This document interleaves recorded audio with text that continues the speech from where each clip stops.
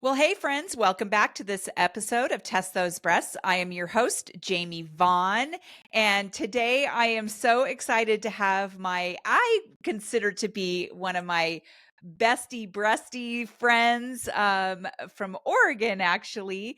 Her name is Gail Menasco, and Gail owns Menasco Consulting, a search engine optimization agency. And in her free time, she's a mom, wife, patient advocate working to make federal health care reform and increase health equity. And Gail and I actually met through our surgeon, Dr. Cabling at Center for Restorative Breast Surgery.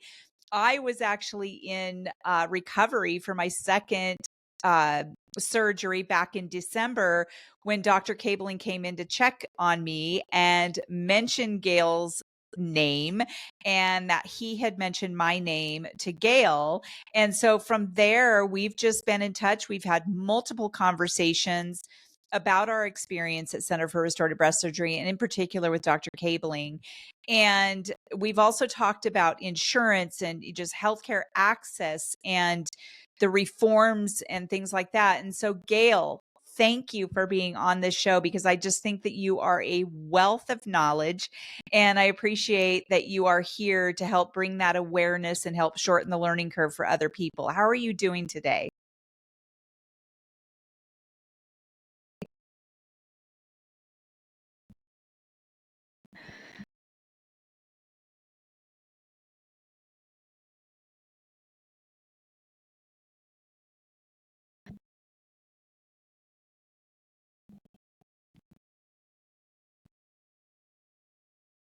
Well, it is thoroughly my pleasure. I knew right away, at some, well, not right away, but shortly after I was deemed cancer free, that I needed to do something to give back to the breast cancer community, because of the lack of knowledge I had, and I fancied myself for having some pretty good knowledge before breast cancer because I just knew a lot of people who had had it and just things like that. But there was so much I didn't know. And most women and men kind of find themselves in the same boat where they are just overwhelmed with so much information from insurance to treatments to the kind of surgery that they can or can't or have or what's available in their area.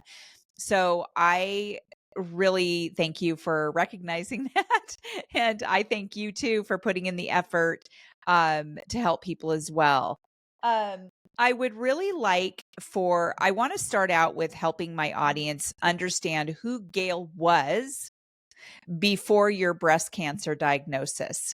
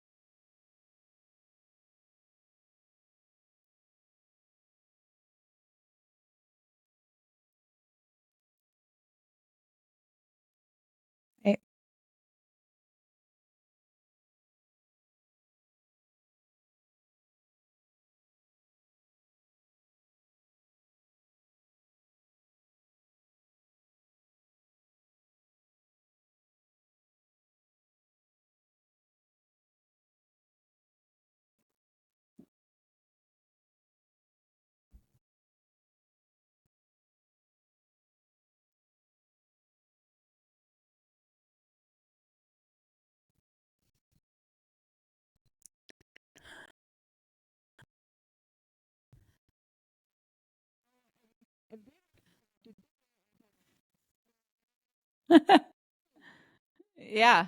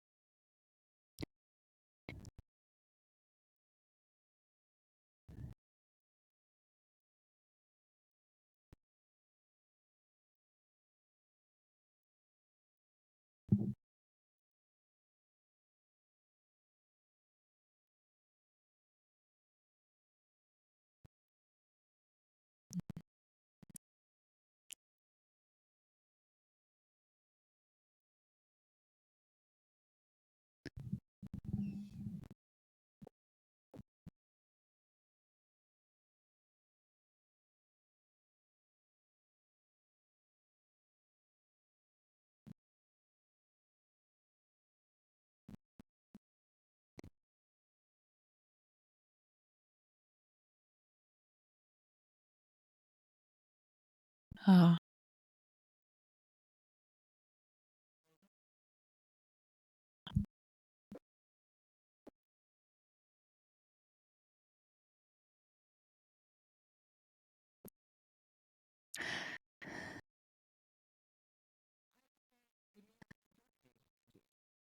Huh.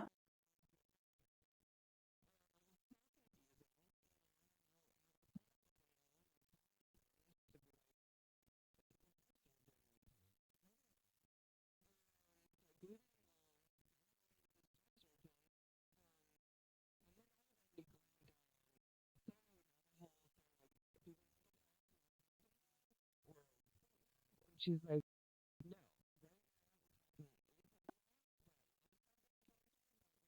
issue.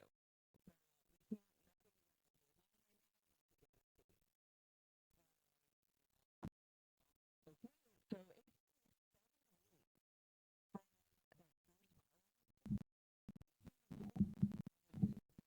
decision, Wow. 7 weeks.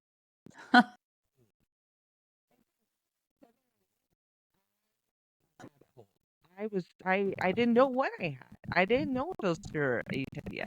I didn't know if it was gonna be a cancer diagnosis. I didn't know anything. I spent hours watching pathologists look at samples. I watched breast cancer lectures. I watched whatever I could so I could understand my final pathology when it came in. And finally, that final pathology came into my chart, and I sat there and I read it with ease. And then my breast surgeon called me like 30 minutes later, and I'm like, I'm already ahead of you.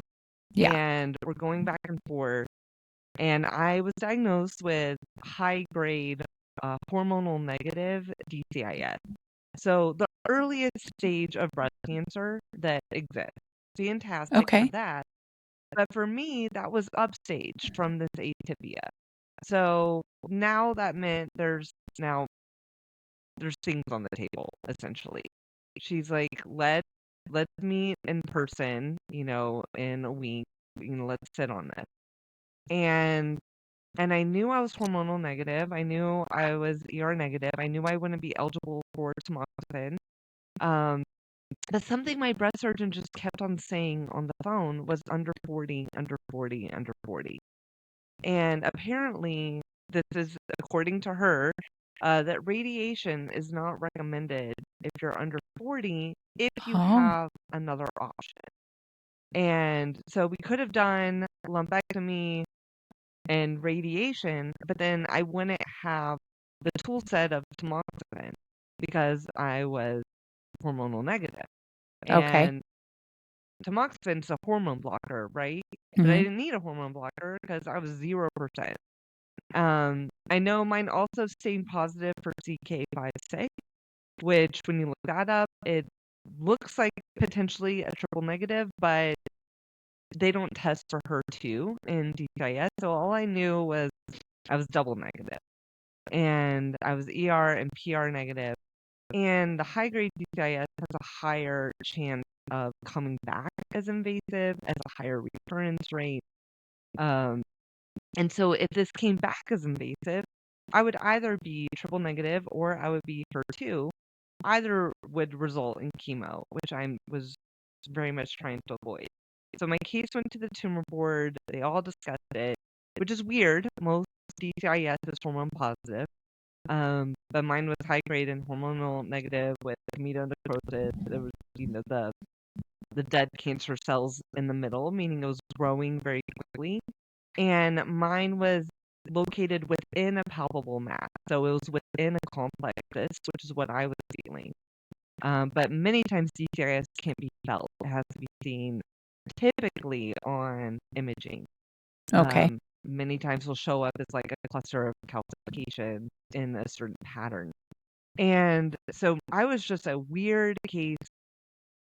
I was a weird case. I had very dense breast tissue that were hard to see, and I had PASH. I had a lot of complex cysts going on, and I knew if I did go the radiation route that I would be in for imaging all the time. I would be labeled and then just waiting to see if this thing came back as invasive. But my case went to the tumor board. They talked about it, especially due to my age. I was 38 when diagnosed. They recommended mastectomy in lieu of radiation. They said that would bring down my recurrence rate since I didn't have the extra tool set of taking a hormone blocker. And then also, if you do radiation and then you have a recurrence, you can't radiate in that same spot again, and now mastectomy is maybe on the table. I know it's different. Sometimes they can do a targeted radiation in a different area, but and I know it restricts your reconstruction options, or it makes it more complicated if you're working with radiated skin and being under 40 didn't want to do the radiation. So I was looking at doing a double mastectomy. I mean, this was just not in my bingo card for 2023, but here I'm being told I need to do a mastectomy, and let's get this on the books like now. And now I'm like, wait, I just rabbit holed on this like atypia and pathology. I did not rabbit hole on reconstruction. I didn't even think mastectomy was even going to be a thing. I just assumed, I'd be dealing with radiation, or if it were further progressed, chemo. And mine just happened to be in that earliest stage that I didn't have to do chemo. And I'm like, oh no, I didn't do my homework on this. But I had a neighbor who had reconstructed using her own tissue 20 years ago, which I believe was probably a transplant then. She didn't know the name, but that it has to be it, It because has was to be, taken yeah. from her belly area. Yeah. And so I asked my breast surgeon if I could reconstruct using my own tissue. She sent me the name of a local plastic surgeon to go meet with that she works with. And I went and I met with him to do a DIEP lab consultation. And in our DIEP lab consultation, he spent 45 minutes trying to sell me on implants. And I did not want implant. So then the last 15 minutes of it, he explained it would be a 15-hour surgery, that I would have a 20% chance of bulge. That I asked him his success rate, and he refused to answer his success rate. He only quoted me the national average. He told me I would be hunched over on a walker for weeks. And I mean, everything that came out of his mouth was jarring. Screaming that he didn't have the experience and the skill set to actually do it. Yeah. Right. And you don't know what you don't know, right? Right. You don't know if the average surgery across the country is 15 hours. Yeah. I hadn't gotten multiple opinions. And this was the guy. This was the only guy in Oregon. He works with another surgeon in Oregon, and they do this together once a month. They do one in Bend, and then the next month they do one in Portland together. So they're doing the surgery once a month. And I was still signed up. I was still signed up trying to get a surgery date because there were no other options in Oregon. The big hospital in Oregon is OHSU. They didn't have a DIEP lap surgeon. They told me they were going to be getting one, but I looked them up and they were still in residency. And that also didn't feel great either. And it just didn't even occur to me yet that I could travel for this surgery. I thought traveling for surgery was for the Hollywood elite. It was for the A-listers. And I'm like, well, this is my option. I could do it here. I could do it 15 minutes down the road. I'll get a walker. And then he sent me in for a CTA scan. He said the CTA scan would determine eligibility. Hmm. And I'm like, huh, okay, all right, I'll do this scan. And then he calls me. This is weeks later. It took him weeks just to put in the orders for the CTA scan. Just everything felt like it was taking forever. But then he called me and he said, due to your anatomy, I will need to take muscle. We're going to be doing something like an MS2 on you. And I'm like, huh. And then I thought I heard him say tram in the conversation. And I was so confused. And so then I forgot the letters and the numbers. He caught me off guard when he called me and I didn't write it down. So then I'm trying to rabbit hole of like what is being done to me. And I finally called his office back and I said, what were the letters and numbers of the tram flap that you're going to do on me? And he gets on the phone and he says, you are getting a DIEP flap, DIEP. He spelled it out for me. And I said, no, you had mentioned tram in there and you had mentioned some letters and numbers. And he said, you are going to be getting an MS2 DIEP. And I said, I'm like searching this and I cannot find anything online about an MS2 DIEP. But there is an MS2 tram flap. And I kind of I keep on asking him. I'm like, do you mean an MS2 tram? And then he finally says, what do you have against tram flaps? And I did not want a tram. I wanted a DIEP. And on this phone call, I just up and canceled my surgery with him. So he was trying to sell it to you as if it was a DIEP. Yes. Yeah. Because it would have been a DIEP on one side, and on the other side, where I had multiple nonlinear perforators, he was going to do an MS tram and take muscle in between my blood vessel in order to harvest them. Okay. And that's where that increases my rate of having a permanent bulge. Mhm. Now you're taking muscle that could impact your core strength. You don't just grow back muscle. And I'm just like, I'm devastated of what just happened here. And I take to Facebook groups. There's so many Facebook groups Mhm. there's multiple DIEP groups.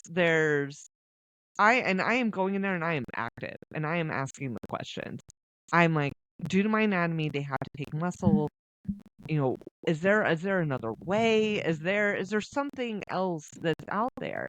And people are just responding with DIEP shouldn't take muscle. And I'm like, I know, but this is what's being said to me due to my anatomy. What else is out there?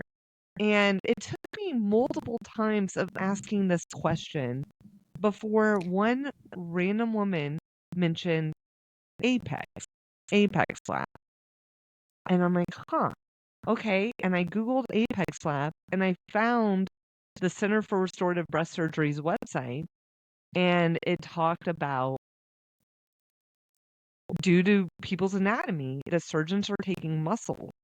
And I'm like, oh, that's me. This is me. And they said it's never necessary to take muscle with the Apex flap. And then I'm looking up the paper. I'm looking at the chart. I'm watching the video. I mean, I'm now rabbit holing down Apex. So if you have multiple nonlinear perforators, which is a very common anatomy to have, I've asked the center how common it is, and they went back, and so One surgeon, I think, did it about 25% of the time. Cabling's numbers were much higher. I think he was maybe close to 40%. Don't completely quote me on that, but it was a higher number where I'm like, okay, this isn't just a 1% of women type of thing have this anatomy.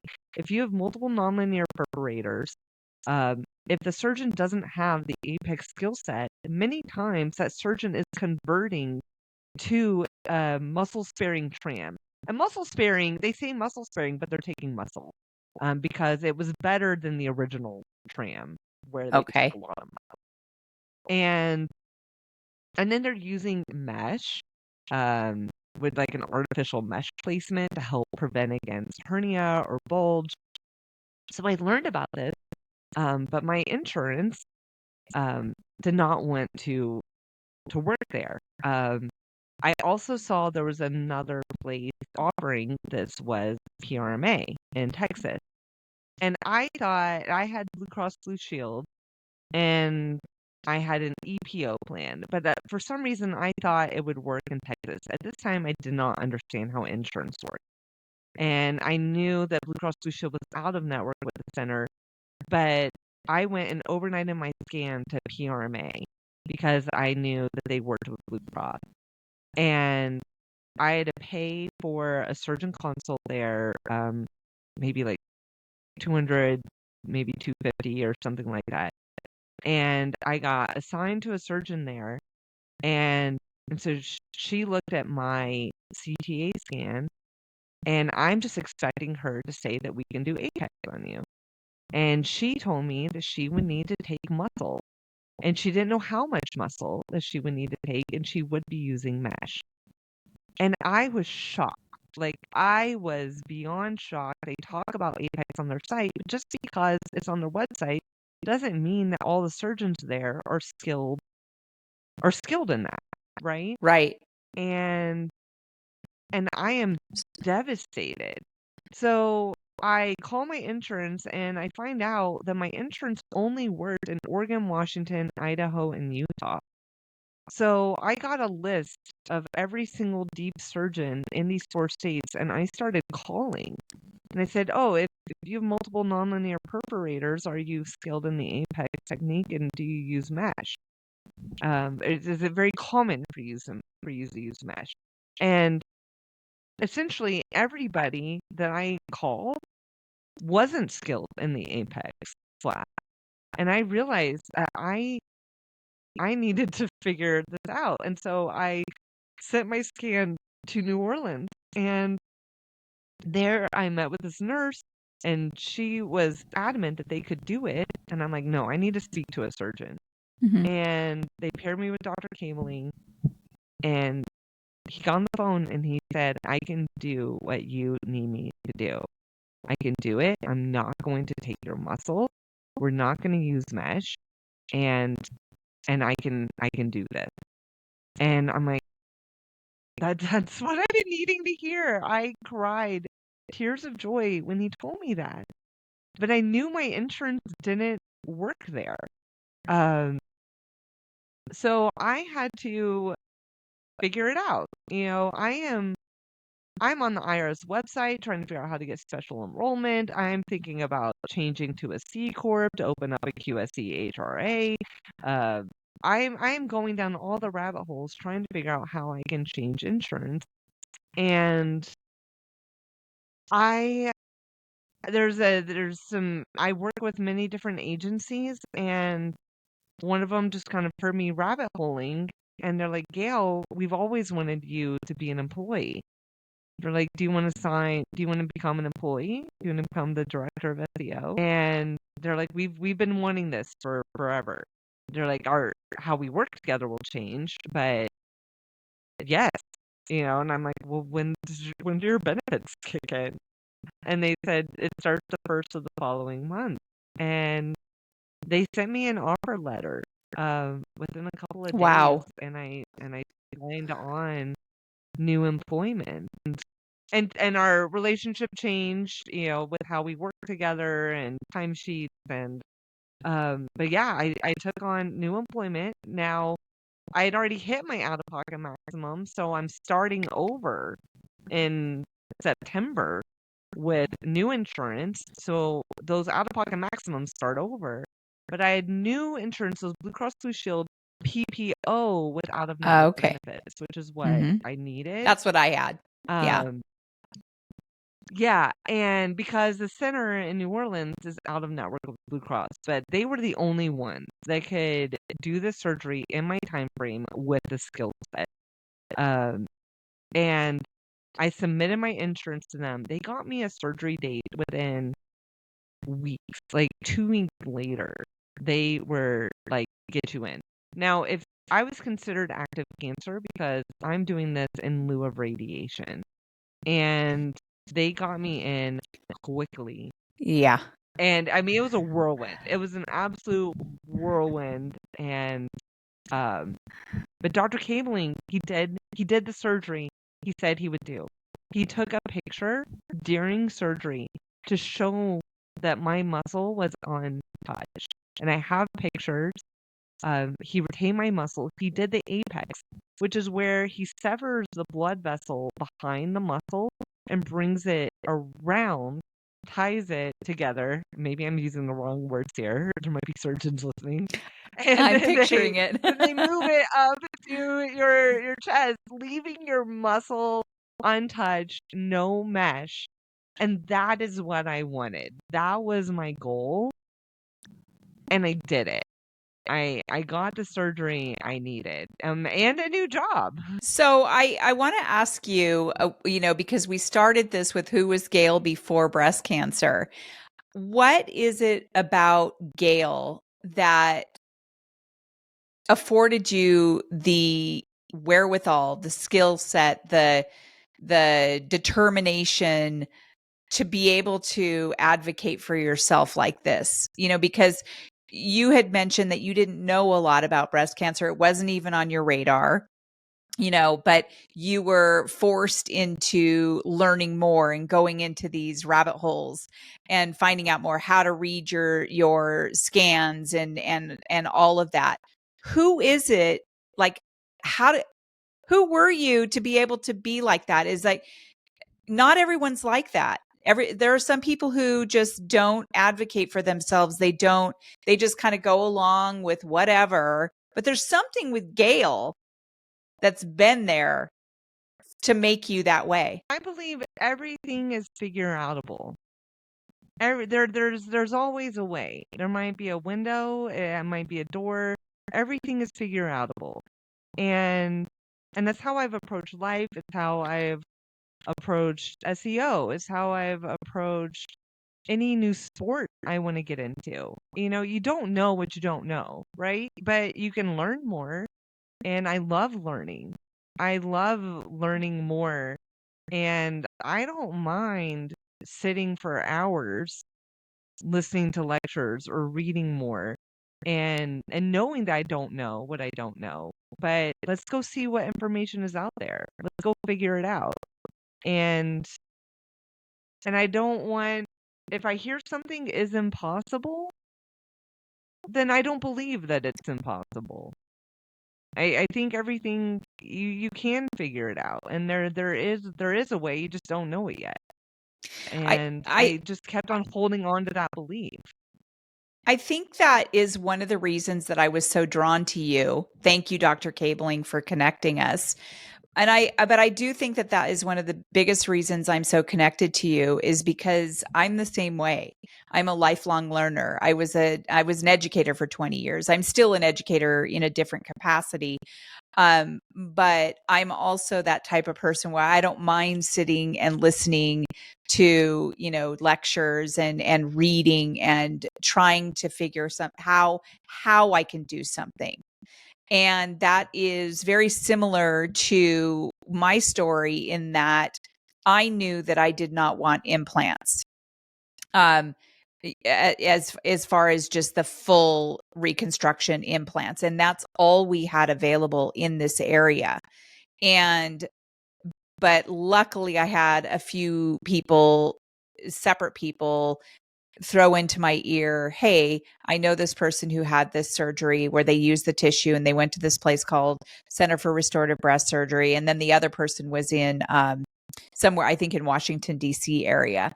And so I knew that there was something out there like that. But when I asked my surgeon, she said she didn't know much about it. I don't know. I don't think I believe that. I think she's heard of it, but she didn't know much about it. She just didn't know anyone in this area that did it. And even if it's on the menu of a plastic surgeon, those questions are super duper important to ask. To find the perfect surgeon to do that type of very, very complex surgery. And so luckily I was able to get the strength to cancel my, first of all, to get a consult from Center for Restorative Breast Surgery, then to convince my husband, because we went rounds about it. He was not happy that I was even looking into traveling somewhere. But then also to have the strength enough to call up my surgeon here and cancel my appointment and go on faith that this place in New Orleans was going to be the best option for me. And luckily I had the wherewithal to do that. And I do really truly believe that it was the woman that I was before breast cancer that was able to have that strength to do that. And I just find so much inspiration in people and women like you. And now you are moving into, well, you have moved in to help other people with understanding insurance, understanding, the different types of surgery and what kind of questions to ask different surgeons. Do they have the skill set to do the APACs? So I just am excited at the fact that we get to collaborate that way. And you have been helping me with a document to put on the Test Those Breasts website to be able to help educate people for when they're in the same situation where they get breast cancer and they're blown away by all of the mounds of overwhelming information. And we are in this together where we are trying to help shorten that learning curve so that people can move their own breast cancer journey with a little more ease, hopefully. So insurance, Mhm. I do want to start with asking you one thing. What is it that Yes. people need to know about their insurance when they Okay. are looking for surgeons? Okay. And I hate this for America, is that when I'm talking to women and trying to figure out what options could be available to them, I am just a volunteer patient advocate. And by evenings I am all over different Facebook groups and helping women navigate this. And the first thing I say is, "What's your insurance?" And I hate that that's my question. I hate that insurance dictates the type of care that you can receive. And we have a health inequity problem in this country. But ideally, you have a PPO plan with out of network benefits, and you don't have any unreasonable limitations on your out of network benefit. Now, limitation, you might be like, well, what's a limitation? I'm going to ask that question for you. And in every single insurance plan, there's a grid you can download. It's your plan details. And there's kind of different things for your in-network, and there's different limitations. At the very top, it'll say like limitations, exclusions to the policy. And what would be an unfair limitation? Um, on an out-of-network hospital, there could be a limitation where your insurance will only pay them $3,000 a day. And these hospitals don't charge $3,000 a day. So what happens is if you have a limitation like that on an out-of-network surgeon or an out-of-network hospital, then if you end up getting to go there, then your insurance or that hospital will actually balance bill you the difference. So let's say that cost that hospital stay was $100,000. and your insurance would only pay 9, then the remainder of that can be balance billed back to you. And that would So be you're, discussed. I mean, there's laws yeah. against surprise billing, but that would be the only way that you could go there. Now you're looking at settling out on a cash price to go to said hospital, which might be, I don't know, 60, 70, $80,000. It would depend. I'm just throwing out random numbers. But having a PPO plan with out-of-network benefits without limitations that null the benefits of the policy. So it's a very long answer there, but that's what you want.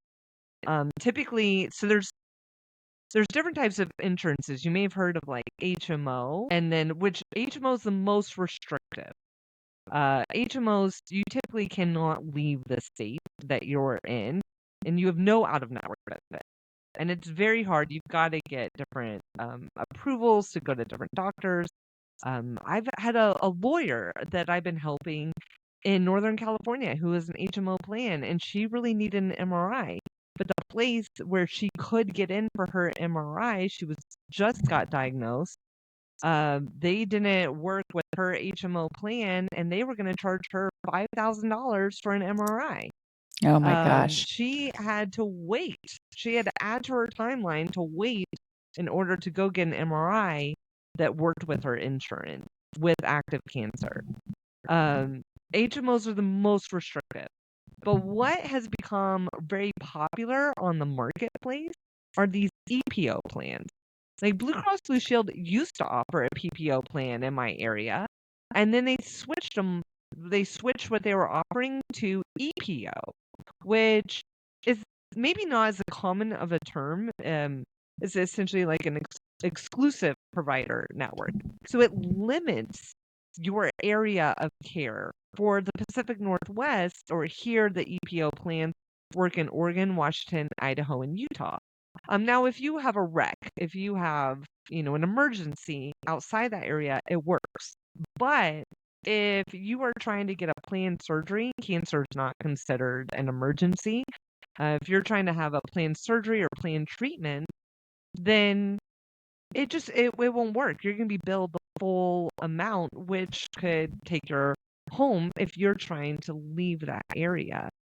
And the problem with offering these EPOs, especially in the Pacific Northwest, we don't have access to a Mayo Clinic, an MD Anderson, a John Hopkins.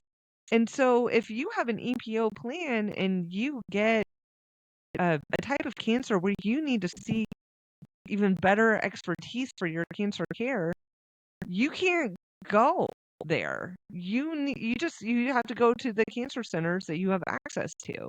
Or wait until open enrollment to switch insurance. And maybe you got diagnosed in February and you can't wait until the next January to go. But what's happening is that, so you need a PPO plan with out-of-network benefit. But what I've been doing during open enrollment is I've been helping women all across the country just look at what plans are available to them. And what I'm seeing is that many of them don't have access to PPO plans with out-of-network benefits. It's not even an option anymore. It's not even an option, So yeah. No, it's HMOs and EPOs. Now, if they don't have a surgeon within a certain radius, they can work to get a single case agreement if they have if they have a more restrictive plan. But many times those single case agreements get denied. And a lot of times these women have active cancer and they've got to figure out their surgery. And I want to do my reconstruction at the same time. I want a skin sparing mastectomy. I didn't want to do the delayed reconstruction. So I thought I was afforded that right through the 1998 Women's Health and Cancer Act, right? But no, it's limiting to the type of insurance. So what you'll see is what's being offered for PPO plans. They're kind of dubbed these little marketing terms like PPO Advantage, PPO options. And what they're doing is they're removing the out-of-network benefits. And just so PPO will open up the entire country to you, where you can go and network so if it's Blue Cross Blue Shield per se, um, you could then go to Alabama, you could go to New York, you can go to Texas to a place that accepts Blue Cross Blue Shield with like a PPO option or PPO Advantage. But the Center for Restorative Breast Surgery, which was my option, Blue Cross Blue Shield at this time is out of network. And so if you have one of these plans that don't have out of network benefits, it won't work. It just won't work there. The 1998 Women's Health and Cancer Act right doesn't just magically give you insurance benefits. You still have to So, pay your out-of-pocket maximum. so I have a question for you. So I had Blue Cross Blue Shield PPO at the time of my first surgery. I was charged, I think it came out to like $9,800 for my surgery. That included the hospital stay, that included the surgery. The second time, the second one was going to be the same cost the following year for my second surgery. But right before I had that surgery, I was able to get onto Champ VA. So I dropped my Blue Cross Blue Shield, used Champ VA, and it was $3,000. Hang on a second. I'm going to wait a second because we're trying to reconnect. You just cut out. I'm gonna clap. You are frozen on my screen and you cut out. Okay, so we're back on. I'll have to have my editor splice these together. All right, can you hear me okay? Sure. Okay. Yeah, So I want to yeah. ask You were you. frozen and Yeah. Sometimes it does that. And so, so I put a marker on there for my editor. So my question Right. is I had a Blue Cross Blue Shield, PPO. My first surgery was Right. $9,500. That included my hospital stay and my surgery. Pretty big chunk of money for me. I'm a retired teacher, right? So it was pretty overwhelming how much it was. But at the same time, I knew what I wanted and I knew what I didn't want. And I knew that I was going to the right place.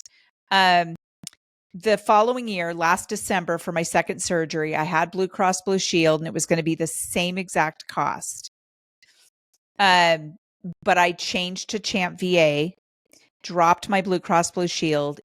I think it was $3,000 for the same thing for Champ VA. So what is it that makes the cost what it is? Like, what is it? Why was I charged $9,500 for my deep flap surgery, hospital stay, and other people might be charged $15,000 and something like that. What's the difference? Okay. So first off, it depends if you're using your in-network benefits or your out-of-network benefits. Now, Mine was keep out in of mind, network. right. So these are two separate buckets too. There's some people who are like, oh, I hit my in-network out-of-pocket maximum. That means nothing when you're going out of network. That's a separate bucket. They don't apply to one another. And so you have to look at if you're using your out of network benefits, which just pause. There's many insurances that are in network at the Center for Restorative Breast Surgery. We're just talking about a Blue Cross Blue Shield, which is out of network at the moment.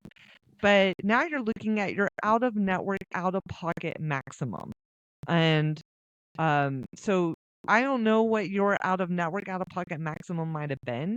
Maybe it was $6,000 was your out of network, out of pocket maximum. But if you go out of network, their contracts with the hospital, they pay less, they pay differently than how the in-network contracts would pay. And so the center charges fees on top of what you owe for insurance if you're going out of network. So if you go back probably to your invoice from the center, they will say these are fees. Here's what you owe plus these fees. So those fees come into play there if you're using your out-of-network benefit. Now, the center does something really special that if your out-of-network, out-of-pocket maximum is $10,000 or more, you can request a financial assistance form that looks at your net, like what you bring home net after you pay your monthly debts, etc. So they look at your finances in a different way, maybe than others. They aren't just looking at your gross income. They're looking at your what are you really taking home after these expenses, Yeah, and I filled um, that out. to help bring down some of those fees. Yeah. So yours could have been more if you filled out that form, then it brought it down. Yeah, no, I But made too much money as a retired teacher. I made too much money right. to get that assistance. And so, but that it does make that to be a potential option for Mm, somebody. Um, so it really depends on what is your out-of-pocket maximum, and are you using your in-network or your out-of-network benefit? Maybe you now Champ VA. I think at the time you used your Champ VA, they were in-network, right? I believe so. I think it's so from what I understood is that if a hospital takes Medicare, typically they'll Mm-hmm. take Champ VA too. So not everywhere takes Champ VA. Okay. Yes. And so if they're so they've got a different contract with Champ VA, and you probably had a different out-of-pocket maximum, and that might work differently than traditional insurance too. So it's their contract with the hospital that brought that down for you. Now, with a deep flap surgery, if you can, it's best to try to do phase 1 and phase 2 in the same calendar year, so you aren't restarting on that out-of-pocket maximum. Right. And Now, I I couldn't. did both. Right. I couldn't because I probably could have in hindsight. I had active cancer. They needed to get me Mhm. in right away. And we decided to get me in December of 2022 so that I could get it, at least the first one done before the end of the year. But then come to find out with insurance, December 31st isn't necessarily the end of that year. Some insurances start in like Depending on January your or insurance. yeah. And Right. so in hindsight, I probably could have waited until January, had the surgery at the very first part of January, and then had the second surgery that December. But that's not how it worked out. Right. And at the center, they want 12 weeks typically in between phase 1 and phase 2. And so I inked in at the end of September last year, and I got my phase 2 in mid-December.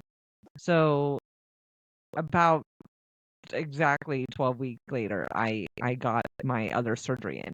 Now, you would have said, "Oh, but didn't you hit your out-of-network, out-of-pocket maximum? Then phase 2 should have been free." But I was using my out-of-network benefit, so what I was paying in December were fees to the Okay. center, which for me was about $4,000. Now, what's interesting is that you can tally what you paid in that year for that tax year, what you paid for plane tickets, what you paid in out-of-pocket expenses, not food, but you can transportation, taxis, any lodging. I did stay for free at the Hope Lodge, but we also got an Airbnb before surgery, for those pre-op appointments next door. And so you can tally that, and depending on your taxable income, you can submit these expenses to your accountant and write off potentially based on your tax situation. You can write off a percentage of what you spent on transportation and your out-of-pocket health expenses. That's really good to know. That's really good to know. So, I have written off medical stuff before, but I mean that can make a huge difference. And so I'm glad that you mentioned that, especially for people who are listening to this. I want to move into a little bit more before we wrap up about when people are looking for surgeons. And we are putting a document together, which we already have started to put on the website as well. What questions should people be asking these consults? Because I want people to understand that just because they talk to someone in their area, that's not the end all be all. I want people to understand that they are allowed to get second and third and fourth and fifth opinions from different surgeons around. And my effort, as you know, Gail, is I am trying to seek out all of the surgeons that have that high skill set to be able to do these types of surgeries. And they've got to be microsurgeons, and they have to have, be doing so many of these surgeries every single week. So far, I have interviewed people from Texas and New Orleans, of course, and New York. And I'm on a mission to find where they all are in our country so that if people say have an EPO or an HMO and they are restricted to a certain state, I want to know where those microsurgeons are. So with the help of you and other people, I'm able to do that. But when people are consulting with those surgeons, what are they asking? What do they need to ask? Absolutely. The first thing is, how many deep flaps are you doing every week? How many? And if they're like, "Oh, I'm doing one per month," then that's not a good one to go to. I think Dr. Cabling does probably about 4 a week where we went. Those surgeons they're just in surgery every day. They come out of surgery and then they have their pre-op appointments with the next patient. And then they're visiting their patients in the hospital the day or two after. They are living and breathing deep, and or a flap using your own tissue. And you want a surgeon who lives and breathes this type of surgery. Um, you don't want to go to a surgeon's website and see all these different cosmetic, the facelifts and the whatever it is all across their site. If they're doing all these cosmetic procedures all the time, then they aren't living and breathing these types of surgeries.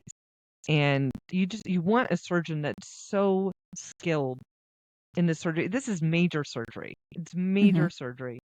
And ideally, you're going to someone that works with the co-surgeon that has 2 plastic surgeons.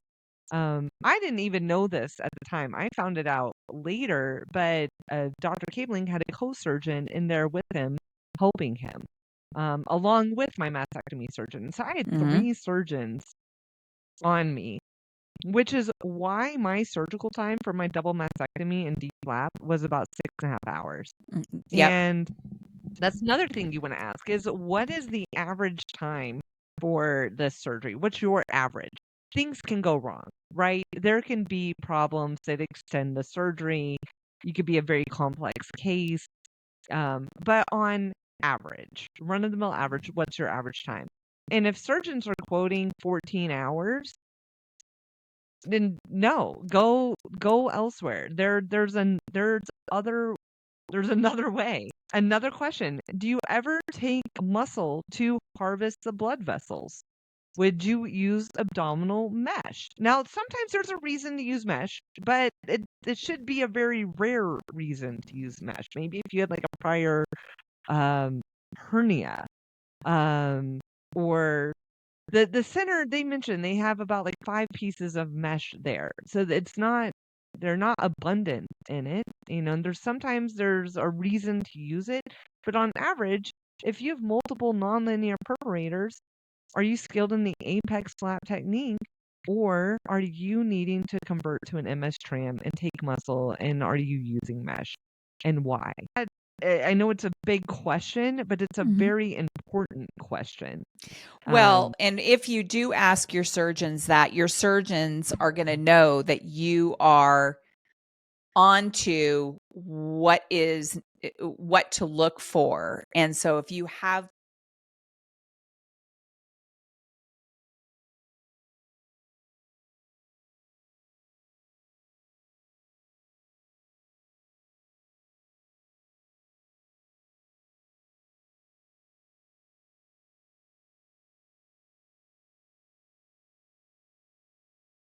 boy, that's annoying. Okay, here we are. So, your surgeon, if you ask these kinds of questions, they're going to know that they cannot bullshit you. And so, like with your surgeon saying, kind of dancing around this, I may have to take some, you're getting a DIEP, but kind of dancing around the issue that you're actually getting a tram as well. um, if you have these questions, you're more likely to find the answers and to get exactly the surgery you want from a surgeon that is highly skilled and will speak to you truthfully, and knowing that you understand what it is that's that you need and want. I hope that made sense. That's Yes, why, like, I didn't know the absolutely. questions to ask, Gail. Like, I did not know the questions to ask.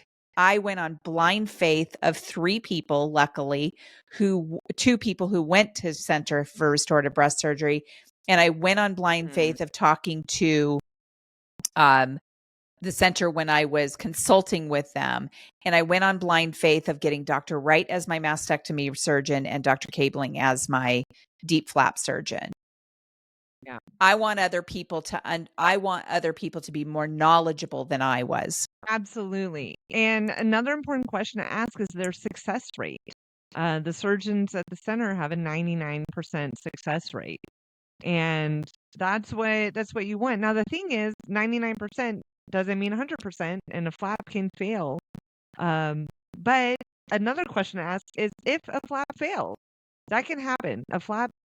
Uh, Flaps fail on women. But what would be potential options if a flap fails?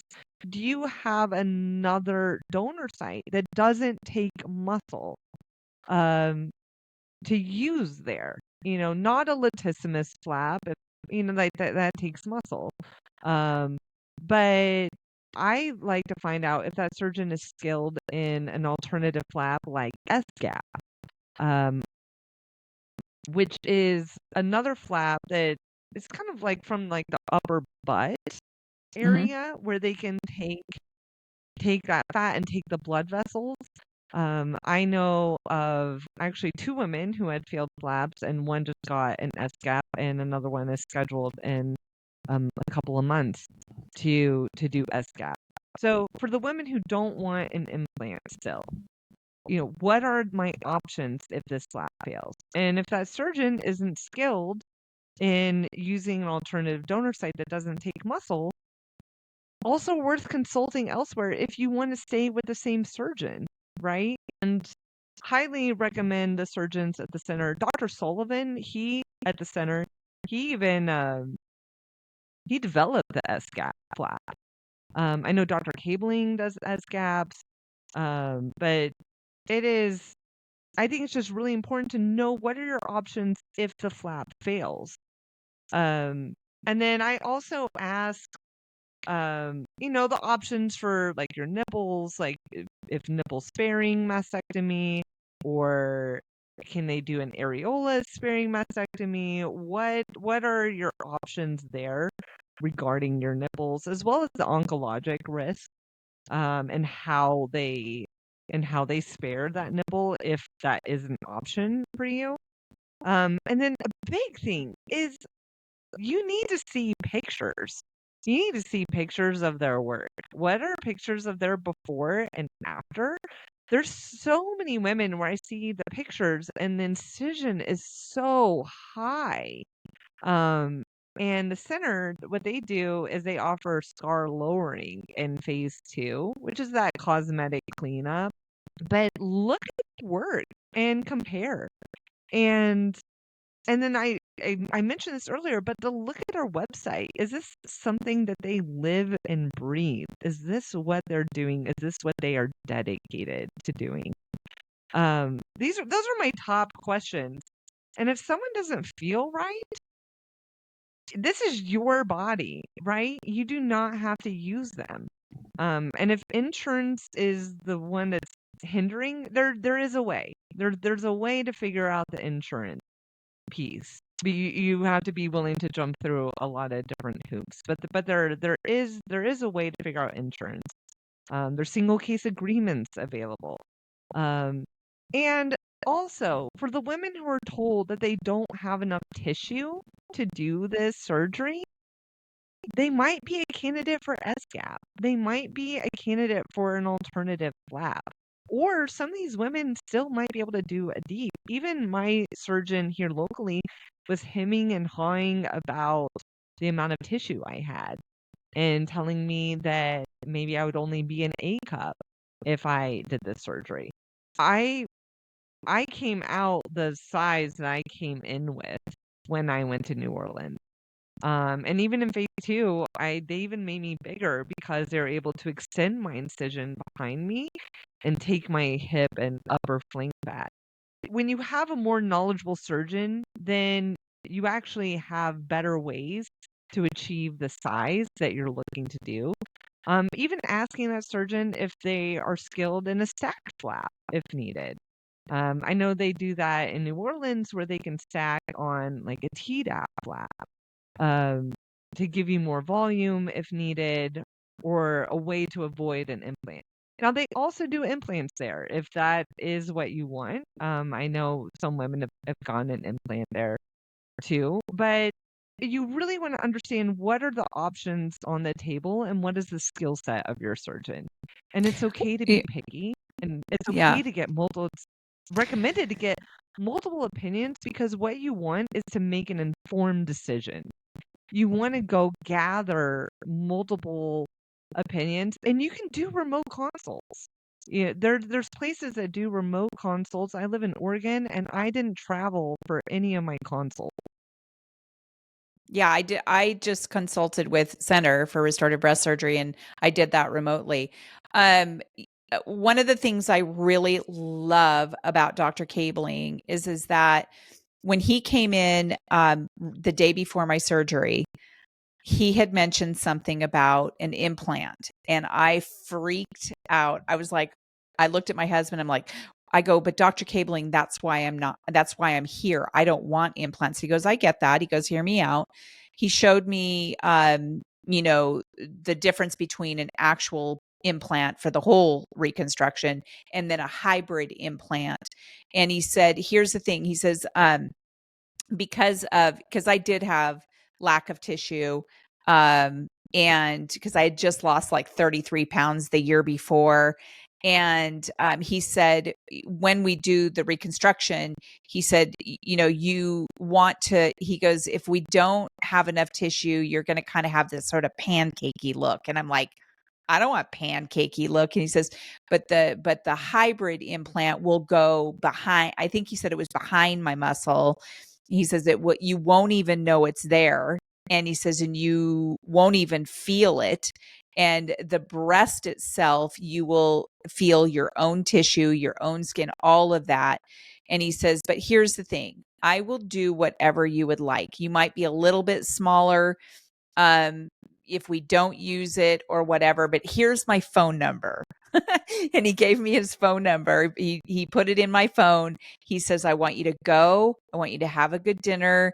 I want you to think about this. If there's any reason whatsoever that you are like, nope, I don't want to do this, he says, just simply send me a message. If you have any questions, send me a message. And he says, and we will do whatever you feel is right for you. And that made me feel so much better about Dr. Cabling. And to this day, Mhm. if I have a question about something, I feel I can message him and he will answer the question or send me to somewhere where I can get that answer. So Mhm. I sing the praises of Dr. Cabling. Absolutely. He's fantastic. And I remember, what really struck out for me is when I came in for phase 2, I asked him, "Okay, what are we doing tomorrow? What are you doing tomorrow?" And he said, "Well, what do you have a problem with? What bothers you?" Like, he wants to listen to the patient versus come in and say automatically what he's going to do. And I'm like, it's just a breath of fresh air to Yeah. have a surgeon that's there to listen first Yes. and to care about what you want, even if they may have had a different idea in their head. And I think that's really important to find in a surgeon when you are interviewing surgeons, is to listen how they're speaking to you. And are they listening to your wants? I think it's so important to really kind of feel like, how do you feel about this interaction? Are you leaving this appointment crying? And Right. if you are bawling in your basement after an appointment, it's a good sign that that's probably not the right surgeon for you. Right. Right. Yeah. As soon Well, as I will people tell have you patience. that the interview that I had with Dr. Cabling is the highest listened episode that I have. And so people learn so much. I've even had people reach out to me and say, "Hey, I ran across your podcast. Thank you so much. Because of your interviews with the surgeons, including especially Dr. Cabling, we have a better understanding and we have a plan for where we're going to do the surgery." So, um, Mhm. well, I just feel incredibly fortunate to be in connection with somebody like you, Gail. You have provided such amazing, information. And I know that you are open to having people contact you if, they have questions. Um, I will have your contact information in the show notes. Is there anything that you can leave us with? I usually ask people what is the biggest piece of advice? And I want to go back to before anyone even gets breast cancer, because again, uh, there's so much I didn't know. There's so much you say that you did not know. What kind of advice would you give people that have never even had breast cancer? I mean, in regards to breast cancer, I would say get to know those BIRAD scores. Make a patient portal account where you get your imaging. Read your reports. Chat GPT each word that comes out of your report. Like, learn about your body. And because you might see something in a report that someone else misses. Like, even in my CTA scan, they found nodules on me. No one called me about these nodules. I pulled up my report and read it and made the appropriate follow-up appointments with the correct doctors for those. And you can't just assume that the doctors are reading everything too. You need to take control of your own health and get to know this information. Um, Also, really research your plans available. If it's a small group plan from a business, you have to watch out for limitations. Read your insurance plan details. Read those limitations and exclusions. Um, Meet up with a health insurance broker and don't make your insurance decision lightly. And get a PPO plan with out of network benefits. You don't know what's going to happen in life, and you need to have that option. And if you don't have a plan available, contact me. because I'm working to make federal healthcare reform. I'm meeting with senators. I'm meeting with representatives. I'm having the Robert Wood Johnson Foundation refresh a study showing the decreasing number of out-of-network plans, PPO plans with out-of-network benefits on the marketplace. There's change that can be had. And if you don't have access to the right type of care, come join me in this fight.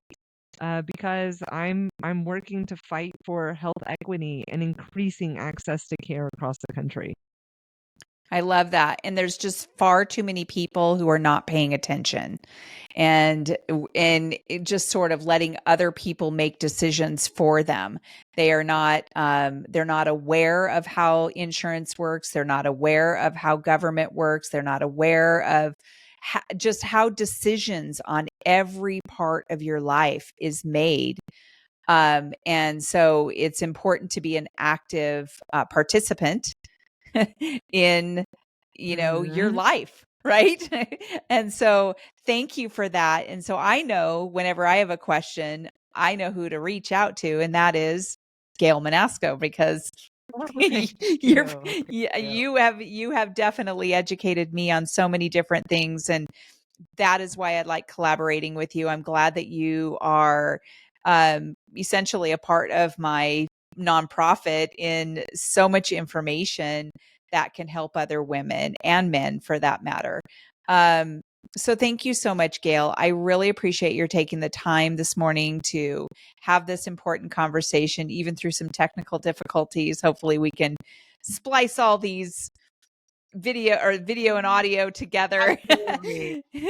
All right. Well, thank you. And do you have anything else to say before we disconnect? I just want to say thank you for the work that you're doing, the time you're pouring into this. And I also just want to say that I'm not a doctor. I'm not a surgeon. I could have said something that's incorrect. I am a person that just likes to read and do her homework. But definitely consult a medical professional about your own individual case. And all the information is verifiable, so people can actually find out for themselves too. Yeah. All right. Thanks, Gail. Well, to my audience, I appreciate your tuning in again to this episode of Test Those Breasts, and we will see you next time on the next episode. Bye for now. Thank you.